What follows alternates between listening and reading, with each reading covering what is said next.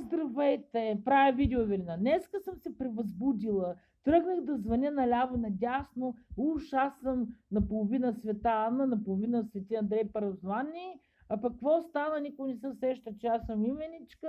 Карам с близки, познати, роднини, приятели. Заради какво? Заради шибания сайт Разкритие, който лъжи, че когато е давал шибаното интервю пред Карбовски, Слави Трифонов бил казал, че се разбира и те разгадали, че той не можел да забрави Мартина Огнянова. След като сайт Разкритие твърдя, че той толкова обичал, той не е ли наречал свиня? Ето ме свинята съм аз. Защо постоянно лъжите? И Слави се чуди кого да осъди. Я осъди жълтия сайт Разкритие, че нещо съвсем ми се отрази зле психически и пуснах видео по YouTube как рева. И когато един мъж като стаята не се тръгва от моите сълзи, и аз на концерта, като ми реве, дали се тръгнах от неговите сълзи? Абе, айде стига си се преземля. Днеска звънях на един рожденик, мой стар познат.